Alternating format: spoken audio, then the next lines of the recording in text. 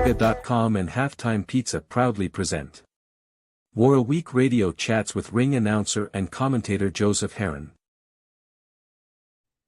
Guys, welcome. Happy Juneteenth to everybody. Guys, I hope you've been celebrating and had a wonderful Monday, not having to go to work. If you have a government job or some kind of federal job, well, I'll tell you what, I had to work like a dog today. And I'm sure this gentleman, boy, who always works, didn't take a day off today. And that's my very special guest, long overdue, back by popular demand, the incomparable Big Rick Glaser. Rick, welcome to the show, sir. Thank you very much for having me. And yes, I didn't take the day off, but I did celebrate Juneteenth with my wife, and we went had a late lunch and an early dinner back to back within an hour of each other. Let me guess, it wasn't the Golden Corral buffet like Zurdo Ramirez either, was it? No. Well, I tell you what, brother, we're so happy to have you back. And once again, guys, we titled this show Real Talk with Rick Glaser because this is about as real as it gets. He's not going to sugarcoat anything. He's going to tell you exactly how he feels. And you can decide whether or not you agree with it or not. Please listen in the comment section whether or not you agree with Big Rick Glaser. And, you know, something tells me he's not going to give a shit. Come on, Rick. Tell me, brother, you actually really care about what boxing fans think of you and what they think of your sentiments concerning all of these events. Yes, I do, because I'm on. People ask me all the time, well, why are you on social media? Why are you on Twitter? Why do you do so many podcasts? Why do you on Facebook? And the answer is because nobody educates the boxing enthusiasts. I don't call them boxing fans. I call them boxing enthusiasts because it's the only sport that when you watch on TV or streaming, you have to pay for. All the other ones are free. Think about it. NBA is free. NHL's free. NASCAR's free. Major League Baseball's free. Everything's free. And here's something they make you pay for, whether it's a premium station, whether it's an app, whether it's a pay-per-view. And I think the fans need to be educated on what's going on and why, and nobody does. What they do is all these writers put out these puff stories about fighters. That's great. and they have a place for that. I'm not in the sport and I'm not in the media. I'm in the business. And it is a business. Yes, the people buying the application, the app, or buying Showtime or buying ESPN Plus or anything like that. It's a sport. And I recognize boxing, they're enthusiasts because they're paying, not fans. Anybody can be a fan. Enthusiast is the next level. And if they're on social media talking about boxing, they're at the next level above fan status. So, but they also need to have the answers, and nobody gives the answer. They always want to do these dream pieces about how wonderful the fighter is and how this trainer is, giving a better massage and, jerking somebody off and shit like that better than another trainer. And I'm not into that shit. I'm into the business. It's a business, and I'm into the business. So you're not hearing whether or not Eddie Reynoso's getting a happy ending? No. I don't give a shit. Rick, I don't give a shit what he eats. It's not my style. I'm about business. I'm a businessman. Okay, I turn boxing into a business. You know what, brother? And that's why we love you on the show, because that's exactly why we started War Week Radio. Maybe that's why we get along so well. And once again, guys, I met Rick Glaser because once again I was in a pinch with a promoter. Do you remember that, Big Rick? And I called him very late at night, right? And he answered the phone. And he set up a deal for a promoter that I was working with at the time. And you got an opponent within 45 minutes? Probably, but it probably wasn't late at night. It's probably in the middle of the night, knowing how things work in my life. But it's a funny thing about boxing. You never get any calls after 8 o'clock at night until 12 o'clock. It's after 12 o'clock at night. You know what? It was think late. It's the next day. Yeah.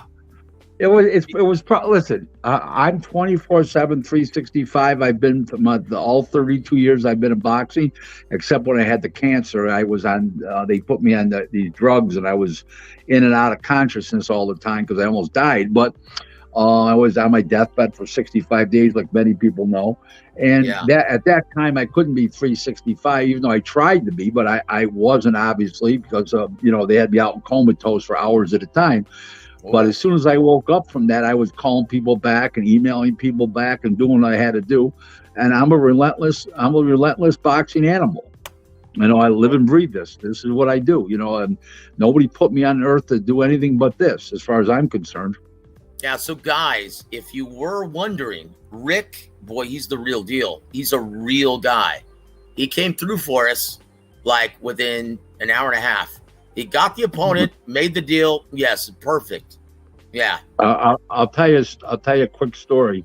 The guy's deceased now, and he told his girlfriend. He says, that show I had trouble with in the middle of the night, and I had needed an opponent on a day and a half's notice. The next day was the win. Yeah, this is the guy that got the opponent. He says, this is the guy that saved the show. You know what he said back? He says, don't tell him that. He'll want more of a commission next time. Well, I tell you what, Rick, the service you provide is legit. Guys, if you were wondering, Rick is the real deal. Yes, he's a true professional, and he doesn't fuck around. Pardon my French. Right. My clients are corporate. The promoters, TV networks, streaming. The apps, streaming apps, casinos, online casinos.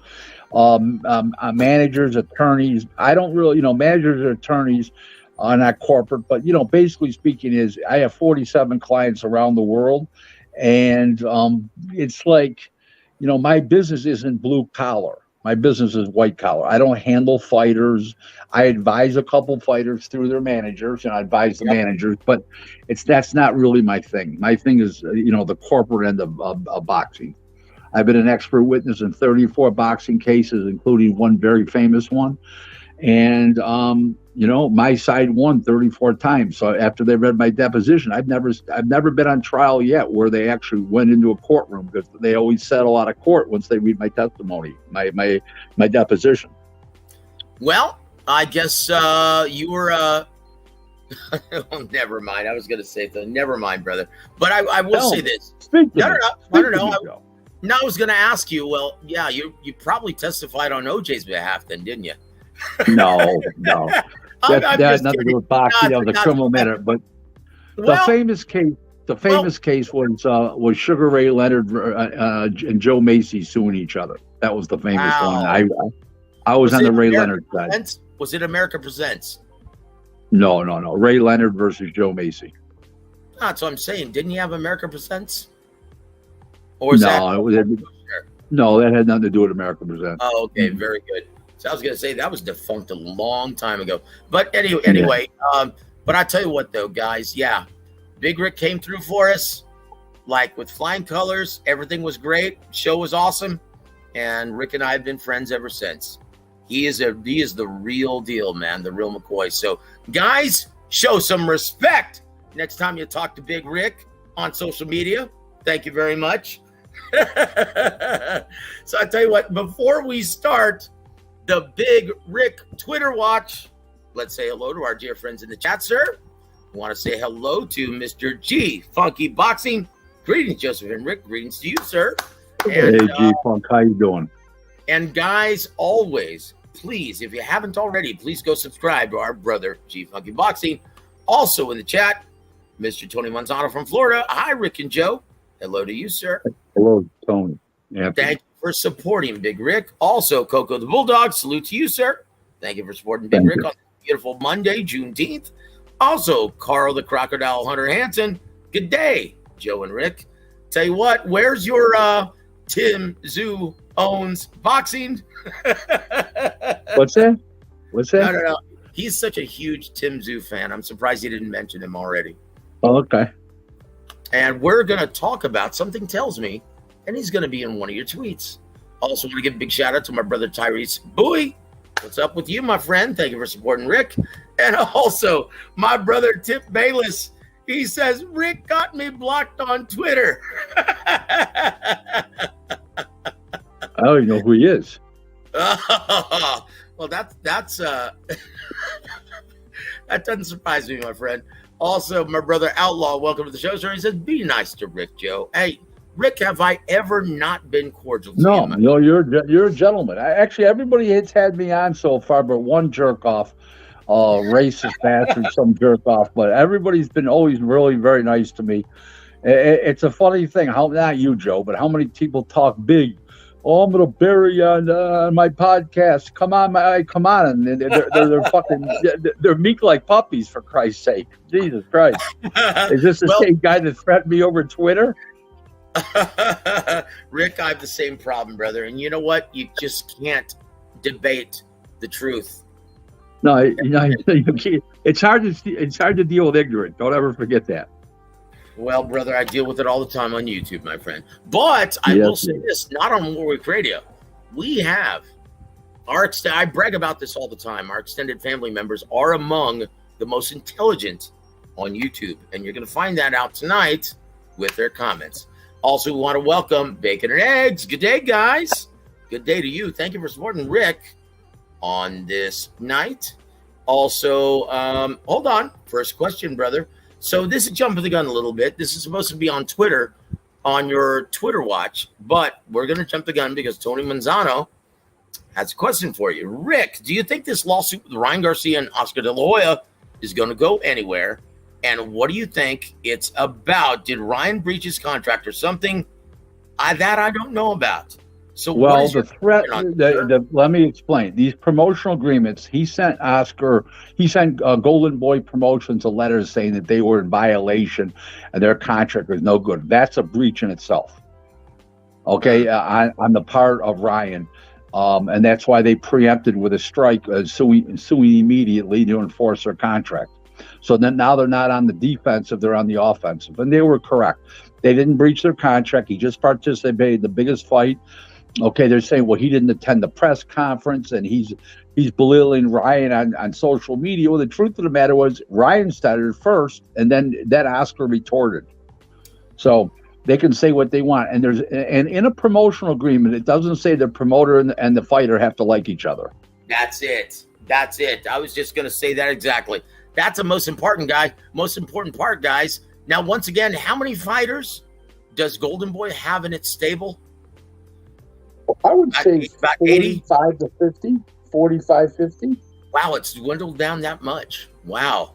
Well, it's not whittled down. It's actually read at a very manageable amount. No. That's perfect for their TV dates. That's the perfect amount. They get 2 TV dates a month. One on the Thursday. One on the Zone on Saturday night, the big shows, and then on Thursday night on the what are they called? They're developmental series. Let's call it that. Yeah, I love those dates. Yep.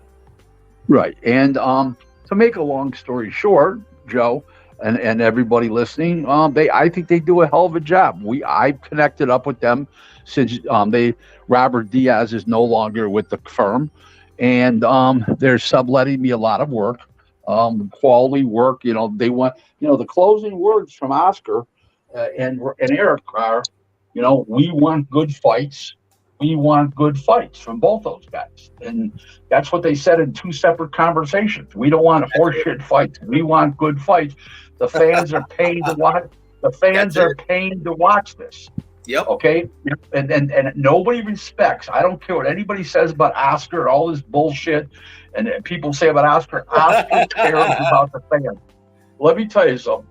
Every time I'm with Oscar at a press conference, at the hotel, no matter where, this guy will spend an hour autographing everybody's whatever. And talk to everybody and shake hands. And let me tell you one thing. He's a very sincere guy, whether people realize it or not. After I was out at the show in, what is it? I don't know. was it May 28th? I might have the day wrong by one, but May 28th or Saturday. If it was a Saturday, that was May 28th. Maybe it was May 29th. I don't remember. What about the Williams and Zepeda fight?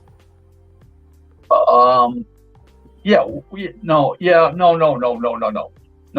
The other guy, Alexis Rocha. Yeah, Alexis Rocha. Okay. I made some fights for them. They were excellent fights. And Oscar leaned over the one he called and shook my hand. He says, hey, thanks again. He says, you do a great job. And he says the fans loved it. And that's what they want. They want good fights. They don't want crap. They're not looking to put on crap. They want good competitive fights. That's it. And if their guys can stand up and win, they stand up and win. If they can't, then they don't deserve the time slot and get paid that kind of money on the zone that they get paid. It's that simple. Rick, according to Don King, you do too good of a job sometimes, don't you? Yeah, that's been a running joke between Don and I forever.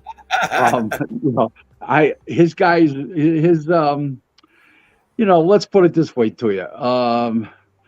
There was a great line. So Don told me, I want a good fight. The fucking World War III, we're about the 7th round, and he turns to me and says, I said, Don, this is a hell of a fight, ain't it? He says, he looks at me with those steel eyes, and he says, too good. His guy was in World War III. His guy ended up winning, thank God. But he was in World War III. He goes, too good. So there you go. So hey, man. I've worked with them. I've worked with them all. I've done business with Frank Warren, Bob Arum, Don King, Oscar. I've done business with them all over the world. Literally, I've made one fight for Eddie Hearn, a last-minute fight for Anthony Joshua. Right before he won the title, I put Jason Gavin in with him on 1 week's notice. And I've done some heroic things. I saved the Golden Boy show back in with Alexis Rocha back in the. I put George Ashe in January. The other guy pulled out on 1 week's notice. I saved the show. I do what I got to do every day. My clients are my clients for good reason. I don't lose clients. Every year I have more clients. 2 years ago I had 40 clients. Now I have 47. I don't lose any unless they die or they retire. So that's why we love you, Rick. You're a professional, brother. You're a pro. That's why we love you, man. Yep. I tell you what, let's move on, guys. Tyco TV, welcome to the show, sir. Salute Rick Glaser and Joseph Heron. Well, salute to you, my friend. Goddamn guy didn't spell my name right. It's Glaser. I'm not a glacier like a piece of ice. Come on now. I'm sure it was speech to text, brother. I'm sure that's what it was. I'm sure it is too. I'm just kidding. I know that. Want to give a big shout out to my brother, EJ Electrojet. Hey there, Joseph, my brother. How goes it? Well, I tell you what, we're conversing with Rick Glaser, so everything is going to get very real very quickly. So let's get down to it, brother. Are you ready, sir, for the big born ready? Fire away. So here goes. So here we go. Number one. This was actually Rick Glaser's tweet on June 19th, today, 2023.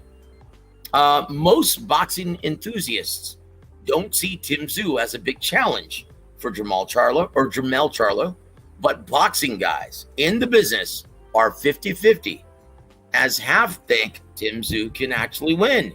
It's an interesting fight, but does it happen? If Jermall Charlo moves up to 68, Jermall more than likely moves up to 60. That's a very realistic possibility. End of the tweet. Rick, so do you think that's actually going to happen? Well, I don't think the fight itself is going to happen. There's too many reasons why it's not going to happen. First of all, is Charlo has been inactive. By the time they were to fight, if they were to fight in September, he would be inactive for about 17 or 18 months. I didn't do the math, but it's about 17, 18 months. He's been inactive for 13 now. So if you add, if it's, let's say it's in September, and it would be probably at the end of September because the beginning of September is around Canelo. So you got Let's see. You got you got July, August, September, 3 more months. So you got 16 months. That's an awful lot of inactivity to fight a guy that's quick and is a puncher like Tszyu is, and a fresh young guy. I'm not saying Jermall will lose. I'm just saying to you that it's not a fight you would take if you're Jermall, having 4 titles, and risk it when you've been so inactive. Now, okay, if his brother moves up, there's no reason why he's not moving up, because Spence is going to move up right behind him once he loses to Terrence Crawford. He'll move up to 54. So there we go. We get his prediction out of the way for Crawford Spence, guys. In all one sentence, too. And there it is. And there it is. We also want to thank Mr. Tony Boswell for joining the show. He says, Rick, what or how could we make these sanctioning organizations implement rules for these champions to take care of their mandatories or unifications before moving up for titles or voluntaries? Well, first of all, the 2 organizations that follow their rules when it comes to mandatories is the IBF and the WBO. The IBF has no exceptions unless the guy's legitimately a real champion and is legitimately injured, like Spence was when he got in the car accident, and then Spence was when he got the eye injury and all that kind of stuff. Okay, that's the rare exception. The WBO is only exception is if you move up. If you have a mandatory due and you move up to weight and you ask permission to retain your title at the lower weight class, that if you win, you're going to stay up there. If you lose, you're going to go back down, is their only exception. Those 2 organizations do things in a very, very timely fashion, and I commend them. Going to the WBC and the WBA, their time efficiency when it comes to mandatories is horrible. It's really embarrassing. I'm a personal friend. I love Mauricio Suleiman. His father, Jose, was a very good friend of mine. I dined with him an awful lot over the years. We were friends. He passed away in January of 2014. I sat there and cried for 2 hours. Okay, I loved the guy. He was a great man. Okay, I have a lot of compassion for Mauricio because it's a very, very hard job. I get it. Yeah. But you have to be right at least 50% of the time, and he's not. And I love the guy. But he's wrong 75 to 80% of the time. 50% of the time, when you're growing up, I don't know if you know this, Joe. Well, we had a Dr. Kenneth Cantrell. He was a child psychologist. He died about 2 years ago. And he was a great man. He lived in my area, and I knew the doctor. And he did a study. And growing up, you always say, your parents always say, "Listen to your parents; they're always right." Listen to your parents; they're always right. You know that story, right, Joe? Of course, brother. Everybody does, right?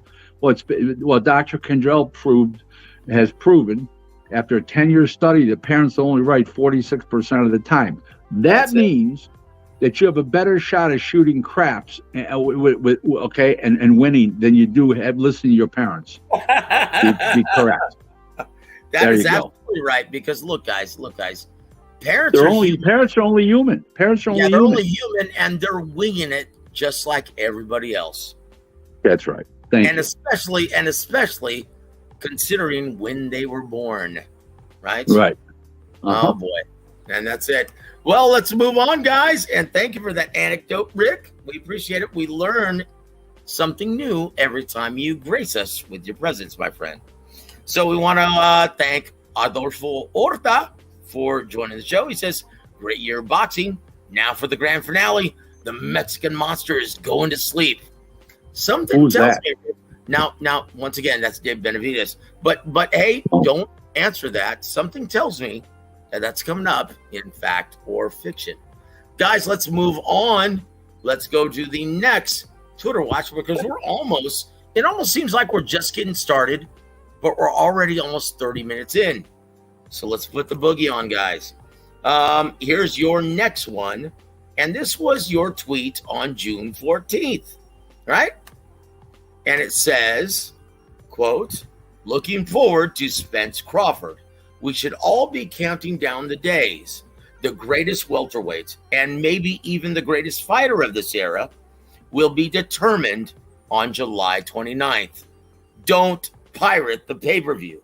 Buy it, because by stealing it, you'll be taking money from the pockets of these two great warriors, as each fighter gets a piece of the pay-per-view. Show these warriors, Errol Spence Jr. and Terrence Crawford, the respect they deserve by not stealing the pay-per-view and actually paying for this monumental event. This is a fight that everyone demanded for years. So do the right thing. Hashtag Showtime pay-per-view. Now, guys, this is for everyone who believes that Rick Glaser is not fair when it comes to Al Haymon or Steven Espinoza. And there it is. Rick, would you like to? I'm very fair. I told everybody for years. Okay, my dislike of Al Haymon is personal. He did something years ago that was unbusinesslike, But I signal out crimes, what I call crimes against boxing, and what he's done and butchered boxing and fucked it up. Okay, but I always said that if Al Haymon does good things for boxing, I will call them out as good things and fully support them. People didn't believe me, I guess, because people are questioning me. Well, you always say bad things about Haymon. I said, yeah, but I've always said if he does good things, I'll support it because this is great for boxing. Indeed, and you're true to your word. And once again, I am a man of my word. I'm as a man as a man can be. I'm a man's man, and I keep it real. I keep it raw. I tell it like it is. And there it is, brother. Okay. And there it is. And once again, guys, most people don't realize that Al Haymon, well, he's not a lifelong boxing guy. Okay. Now, Rick, is it any coincidence that the product has gotten considerably better at PBC and Showtime since they started since they started working with Tom Brown? No, it's coincident. No, they've been working with Tom Brown for years. No, that's not the issue. The issue is, come on now. No, it's not. I like Tom. I'm going to suggest they put Tom Brown on the ballot for the Hall of Fame. Yeah, I like he's Tom, one of the best matchmakers in the business. Yes, he is. He's a classy guy. I like Tom. Yep. That's not the point. The point is, no, chronologically, you're incorrect. Since Dan Goosen died about 8 years ago, Tom Brown's been their go-to guy. Okay, once De La Hoya, they left from De La Hoya and they started the PBC routine, he's been the guy. Okay, so that's not true. The reason why the fights are so good, Joe, now is because they dwindled down with they lost their Fox deal altogether. They did. Yes, they did. They all together, like I predicted they were going to, right? Okay. Yep. Then now, as I predicted, Showtime, the global Paramount, the parent company of Showtime, cut their boxing budget drastically. So now he's got to go out and get another network to pay for all these fighters, and he's got to put on product and show people pay-per-view results that matter. Ryan Garcia, like I supported Ryan Garcia and Tank. I'm supporting Spencer. These are fights that people want to see, and they're going to sell on pay-per-view. But he has to do this now. Before, he was giving us phony fights, and on pay-per-view, and I was just completely disgusted. I canceled Showtime for a while. Okay, that fights were so bad. Now I came back on because the fights got better again. Okay, so. In the meantime, I know a good fight before. As soon as I hear about it, I know if it's going to be a good fight or not. I don't have to guess after the fact. I know if it's my business. Okay, you know what the hooker said to her customer? Stop pulling on my ears. I know my business. Good Lord! And on that segue, want to welcome Khalid to the show. Thank you very much. He says, "Salute, Joseph, and salute to Al Haymon's biggest supporter." PBC rules. Chingate. Jeez. And I tell you what, we all love you here, Rick. Double L, Larry, listen. Thank you for joining the show, sir. He says, Rick has a legitimate point in his criticism of Al Haymon. Yep, he sure does. Paying guys to sit out and hold up the belts is a bad look for the sport, combined with their inactivity, but that's not 100%. Where it stems. How do you build superstars when they go away for a year and a half? You have to have continuity, okay, and keep it going. Let me just tell you something. Yes, sir. If I ran PBC, yep. Okay, if I did, okay, I would walk the winner of a fight into the ring that night and said, the winner of this fight, in this right here, is going to fight this guy next, and bring him in the crowd, introduce him. That's how you build the fight. On this date, this time, this station, and give them all the information. You got to build an audience to do it. Why don't they do it? They're schmucks. Yep. That's how you build a matchup. Well, I will say this though. It happened long before the Charlo situation. I know that's what you're alluding to, W.A.W. Now, once again, since the formation of PBC. And Don Chargan taught me this a long time ago. Paying out inflated purses is terrible for the health of the sport because it makes it virtually impossible to put together the best matchups. 100%. I've said it all along. They're paying them too much to fight shit. Then there's not that much more to fight a big fight. I agree. 100%. So with that said, how do you feel about Saudi doing the same thing, sir? With skills challenge. No, they're not doing the same thing at all. They're looking for the biggest fights. They're paying for the biggest fights. Incorrect. Really? Yeah. How big? What wasn't Tommy Fury and Jake Paul huge? No, you said best fights.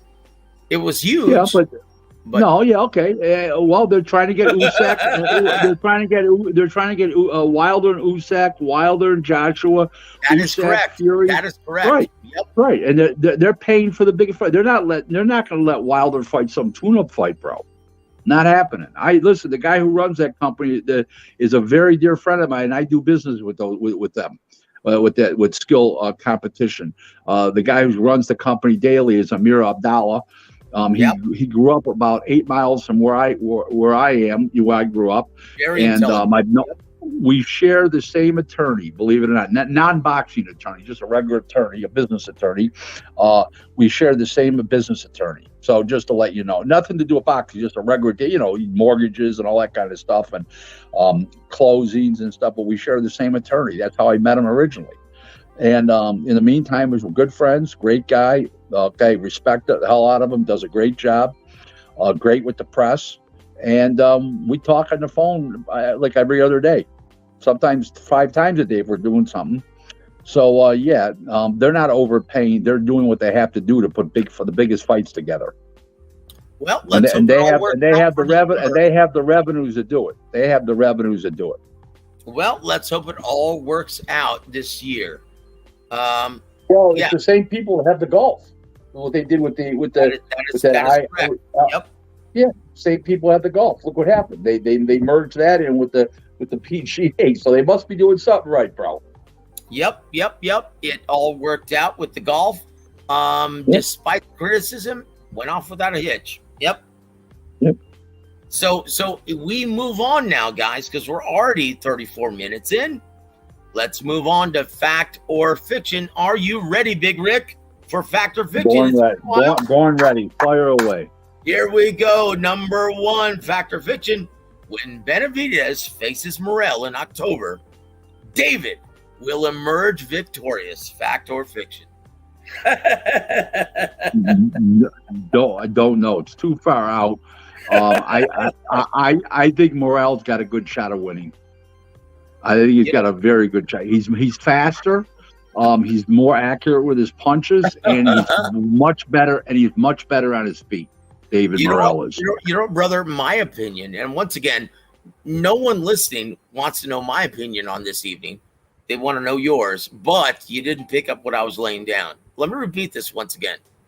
Fact or fiction, when Benavidez faces Morrell in October, David will emerge victorious. Fact or fiction? Well, yeah, they're both named David, so of course David will win. Unless you're wrong. If there was a draw, you're wrong. That's true. Very astute, brother. But I will say this: I agree with your sentiment. I think maybe Benavidez has picked on the wrong guy. I think Morrell has a very good chance of winning. When you think of experience, the amount of fights the two guys have had, you look at Benavidez and say, well, he beat the better fighters. He's more experienced. But other guys had a lot of amateur fights. Benavidez did not have a lot of amateur fights. That makes remember, those amateur fights are big world-class competitions. It's season 2. Yes, sir. And he's got a great jab. He's got great nimble feet, quick on his feet, and I think that's going to screw up the timing of Benavidez. And Benavidez not going to be able to land those big combinations because the guy's not going to be standing in front of him like a turkey. Well, let me tell you, Rick. I've seen Dave Morrell in the gym. This is a gentleman who is so athletically gifted. I don't think Benavidez is going to be able to deal with the lateral movement, the angles, the speed. Well, that's what I just said. The nimble feet. Yeah, the agility, the nimble feet. Right, exactly. I think he's going to have a real problem with that. And keep in mind, guys, Dave Morrell is a real switch hitter. He's actually a right-handed fighter, right? He's an orthodox guy who's. Let me also tell you something else. There's also another advantage that Morrell has in the fight over Benavidez, and this is what it is. You can find sparring partners that fight like David Benavidez, but you can't find sparring partners that fight like David Morrell. So that's a big advantage. And I'm the world's largest supplier of sparring partners since 1993. So in the 92, I'm sorry, since 93. Okay. So make a long story short, I don't know who I would get to spar with David Benavidez if he was a client that would fight like David Morrell. And if I was getting guys like Morrell that fight like Benavidez, I can get 6 guys, maybe 8 guys. So there's a big part of it right there. Very insightful, Rick. Very insightful. We want to go to our brother, Peter Von Arx. Hi, Joseph and Rick. And he also says, Morrell Jr. is going to give it to Benavidez. Oh, yeah, I think he's bitten off a little more than he can chew. Let's move on, guys. We're running out of time. Number 2, Big Rick. Fact or fiction, Canelo is selecting Jermall Charlo as his next opponent because of the long layoff and an agreeable purse amount, but will still lose a close, controversial split decision in Houston, Texas. Fact or fiction? I don't see the fight going to Houston. Where do you see it, sir? I think it's going to be in Vegas more than likely because there's no state income tax in Texas either. But they're not going to go to California, the state income tax. They're not going to go to New York. I think it ends up in Vegas. It's just a matter of if it's at the MGM or is it the T-Mobile. Could end up at the Staples Center, but it's not going to end up in Houston. I just don't see him going to Texas. Especially Canelo's the A side. Well, it should be announced later this week, from what I've been told. So we'll see. We'll see if you're right, Rick. But I tell you what,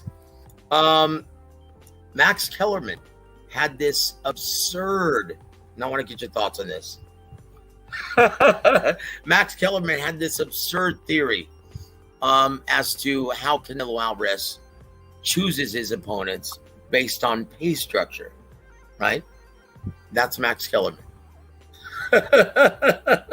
Well, in truth, well, I don't disagree. Hold on. This is what he said. Canelo in recent years has insisted on a certain pay structure for opponents that are prevented. Probably been the reason more than any that we haven't seen the fights that we want to see him in.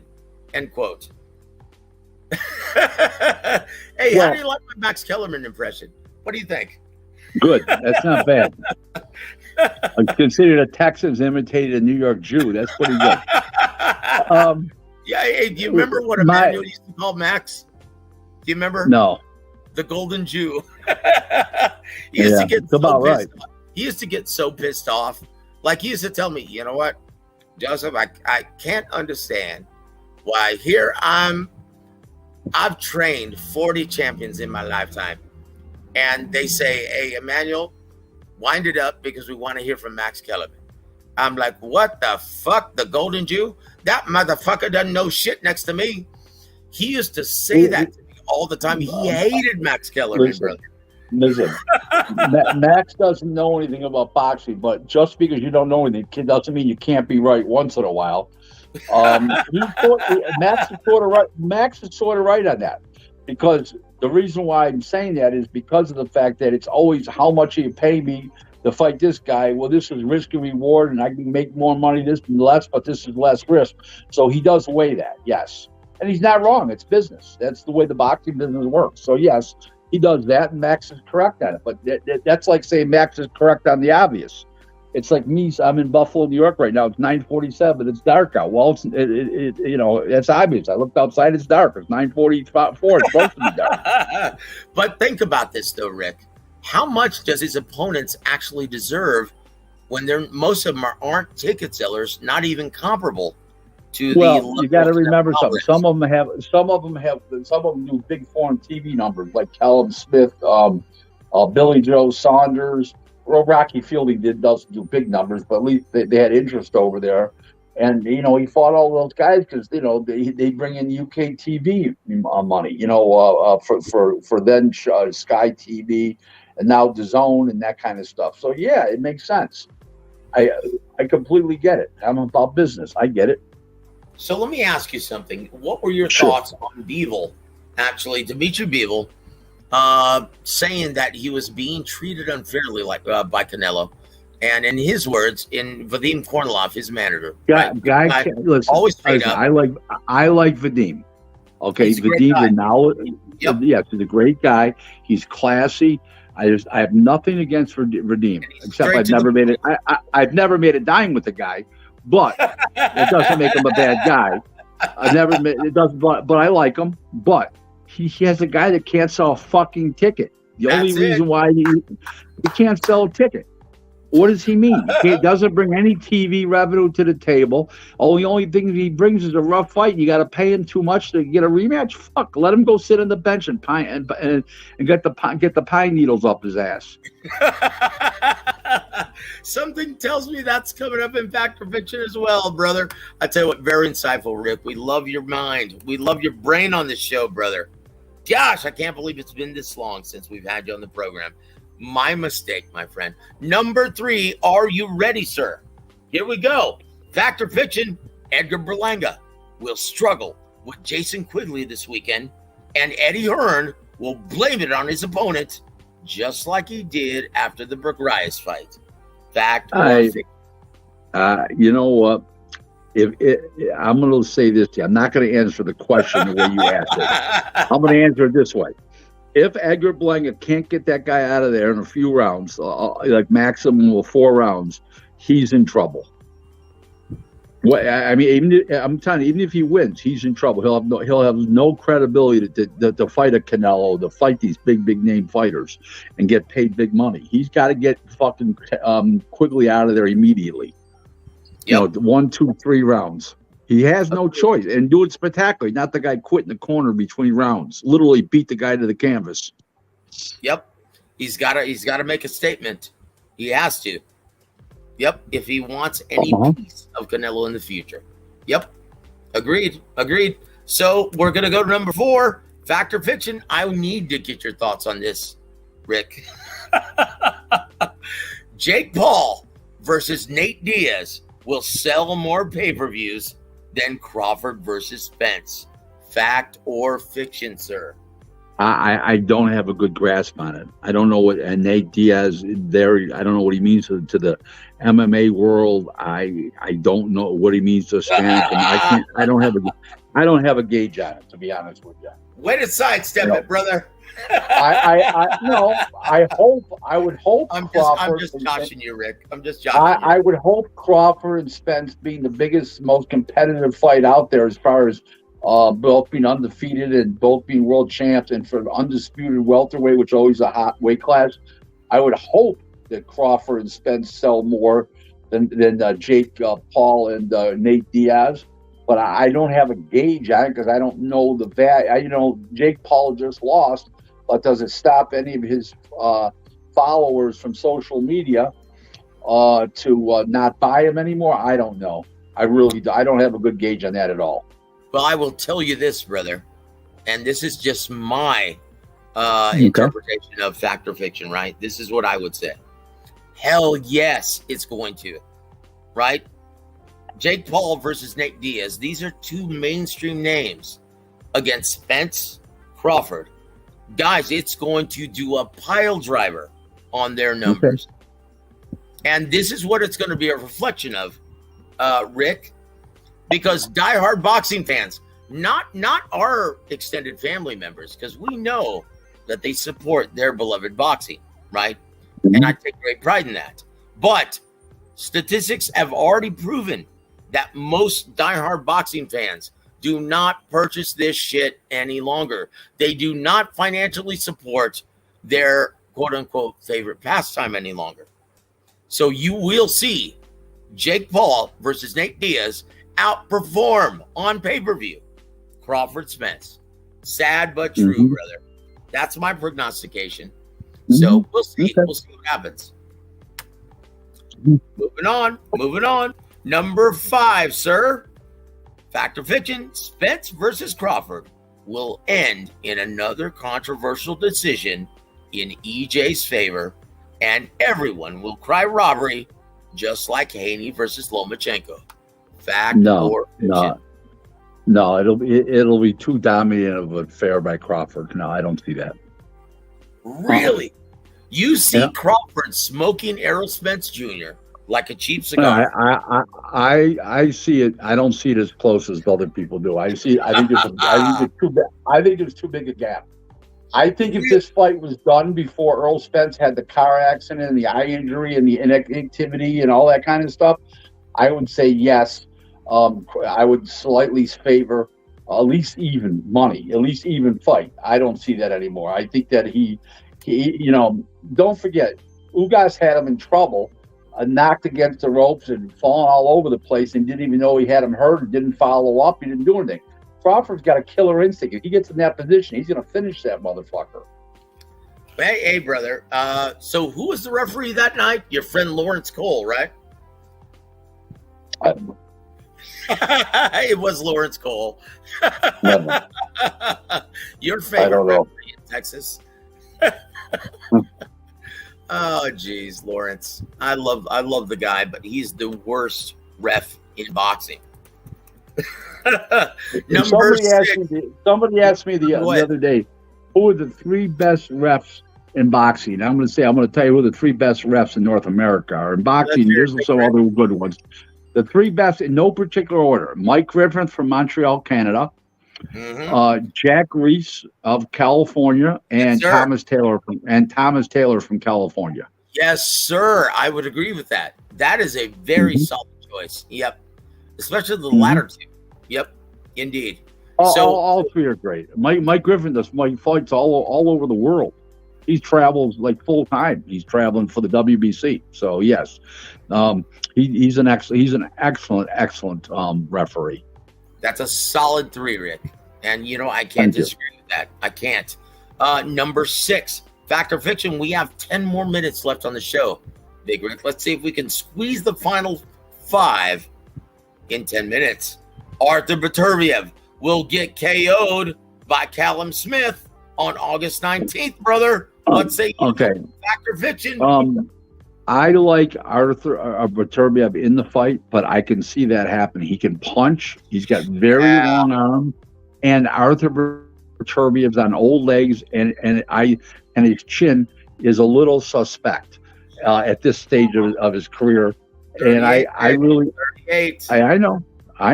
I can see it happening. You know what, brother? I love this matchup, and I can't understand why it's flying under the radar. I'm assuming that it's just it's under the radar because right. Because remember how many big fights you have in July coming up and this month. Indeed. Right. Indeed. I think that's precisely the reason. Tony Manzano, he's got a question. He says, Rick Glaser, do you think this could work? How about doing the Charlo versus Canelo fight in Hard Rock Stadium in Miami? No, they do shitty crowds in Miami in the South Florida for boxing. Very, very poor crowd. Have they ever been a boxing state, Rick. Yeah, they did when Ali fought down there years ago, back in the '60s. They did when some of those guys fought down there. But since the '60s, when all the old Jews were down there, all the old mafioso back then, it was a lot different. And people got dressed up to go to a fight like it was a 5-star dinner. But in this new generation, see, here's the problem with Florida, guys. Just to let you know, there's so many bars and restaurants down there that have free bands every night, from jazz to rock down there, and salsa and merengue and all that kind of stuff. And because of that, the people go to these bars because they're these old-time big-name bands that are on the back nine. You know, those guys are in their 60s, 70s, and 80s now, but they're still playing, and it's free. So people go to that almost every night. You can drive from Delray Beach and go north to 16 miles to I'm thinking of West Palm, all the way down to Miami Beach, which is about 50 minutes from there, and you can go see any night of the week multitudes of free of different music, whether it's jazz, whether it's rock and roll, whether it's soft rock and roll. You can see these groups, they're just singers, lounge singers. You can see it every night. So it takes away from the bar scene, and the restaurant scene is so big down there. It takes away from those special events. And NFL football, every time they play a game during the day down there, Miami Dolphins, they do really well. As soon as they play at night, all of a sudden it's tough to sell tickets. That's a very good observation, go. Rick. That's a very good observation. And look, guys, I'll spill the beans. Minute Maid Park, Houston, Texas. Expect the announcement this week. That's where it's going to be. Okay. And there it is. So we want to welcome our dear friend, Kamikaze. Salute, gentlemen. Question for Mr. Glaser. How about Canelo versus Charlo at Jerry's World? Canelo did 70,000 in attendance with Billy Joe Saunders. Once again, guys, that's a I think that's the better place, Dallas, because I think there's more money in the Dallas area than the Houston area. Agreed. And I also think that Canelo fought there. It's comfortable for him. It's not unknown to him. And also because of the fact that it is, the Cowboys AT&T Texas Stadium, way more iconic than anything in Houston. Indeed, but it's already booked for a college game on September 16th. So once again, Astros are going to play, I think, the Cleveland Guardians, I think, that weekend. So Minute Maid Park is the venue. So, Rick, what do you think about hearing the Cleveland Guardians? It sounds like an insurance company.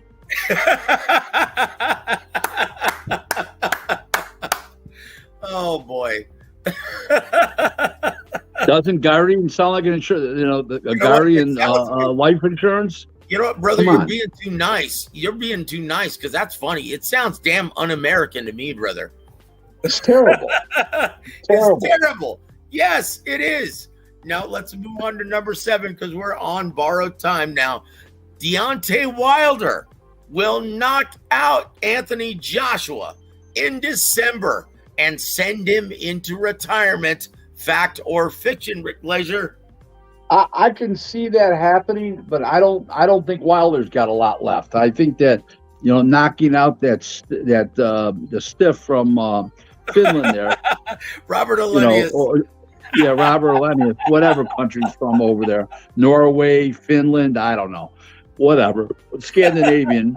I don't think that was the real Wilder anymore, and I don't think he's what he was. And if Joshua lands first, he could knock him out. So it won't go to a decision. Let's put it that way to you.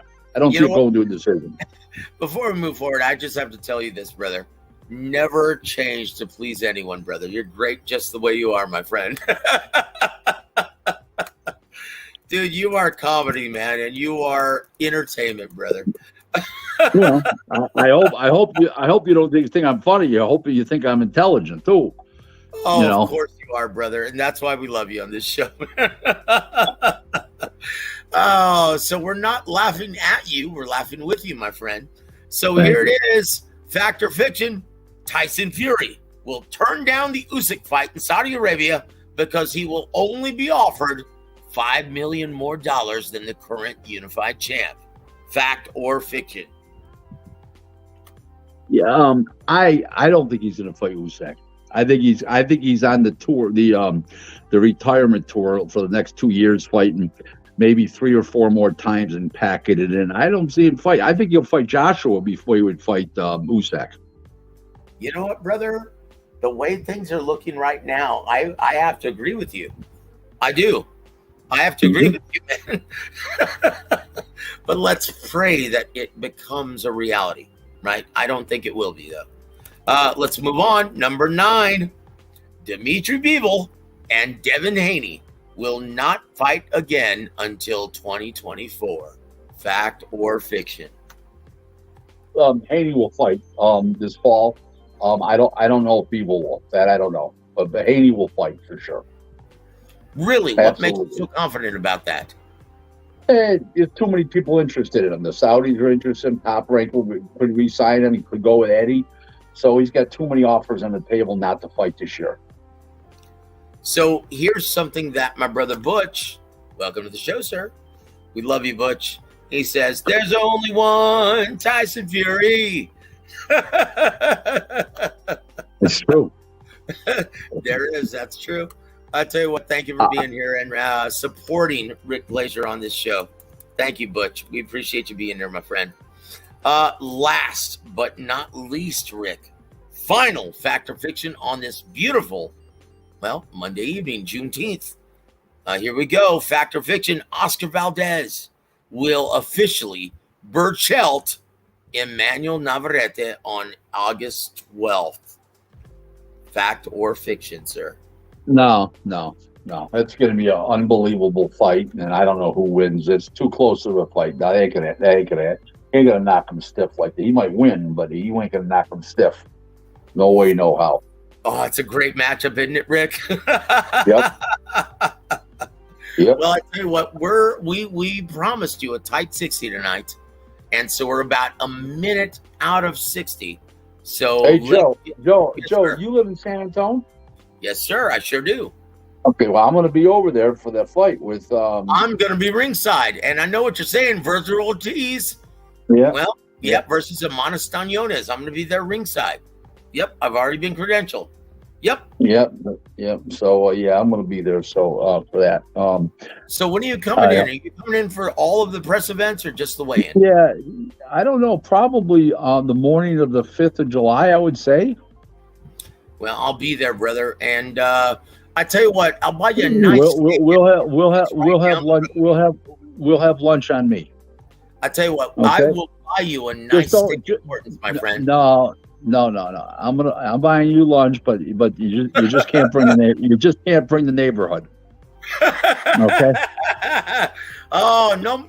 I'm not going to tell you the guy's name because I don't want to embarrass the guy. He's now deceased, but he was a good boxing guy. And I was coming to his hometown. He said, I'm going to buy you lunch. Oh, Rick, well, all of a sudden he showed up with 3 friends of his. I said, hold it. I'm buying you lunch, not the fucking neighborhood. And everybody looked at me like I was crazy. I says, hey, I said, pay attention to these lamps here, me and my eyes. And I says, I'm not buying you 3 guys. I invited him to lunch. Go somewhere else. I got some business to talk to him about. They looked at me like I was crazy. So don't bring the neighborhood, Joe. No, it's just gonna be you and I, my friend. But I tell you what, it'll be I tell you what, one night you can get it, and I'll get it the next night. How's that? No. Actually, those are tough things. Sometimes lunch is better. We'll figure it out, Joe, for sure. Okay? Well, I'll tell you what, I just look forward to seeing you again, my friend. In the meantime, it's always a pleasure to be on your show. It was too long. I'm looking forward to being on again. But you're always tied up with my friend James Gogi. You're tied up with Ronnie Shields. And, Rick Glaser's just an afterthought to you. I get it. Don't worry about it. No, stop it. You know what, brother? I even told you I wanted to make this a permanent segment every week, and you turned me down. So don't say that. No, I can't. I can't because of flying and being somewhere and conference calls, and it's just too hard. I'm the kind of guy that you contacted me last night about today. Absolutely. Okay, because I knew what I was going to be doing tonight, and I could do it. If you asked me a week or month in advance, I don't know what I'm doing. I might be on an airplane. I might be doing this, on a conference call. You know what I mean? And I also have a wife. I also have a wife to keep happy. You know what I mean? Oh boy. So, yep. Well, listen, It was a pleasure, guys. Everybody, some great questions you asked tonight. And remember, you guys are not boxing fans. You're boxing enthusiasts, and you deserve that honor to be called that, because you're paying for a product and you deserve to have a bigger input than you do. And that's why I harp on these promoters and stuff and these TV networks not giving the people the fights that they want to see, because you're paying for this stuff. And I'm your voice, believe it or not. There it is. And look at me like that. Okay? There it is. And guys, on behalf of the real Rick Glaser, I'm Joseph Hearn. You've been listening. Real Rick Glaser 1 on Twitter, guys. I'm checkmarked. Real Rick Glaser 1. And there it is, guys. On behalf of Big Rick, I'm Joseph Hearn. You've been listening to Warwick Radio. Have a great evening, everybody.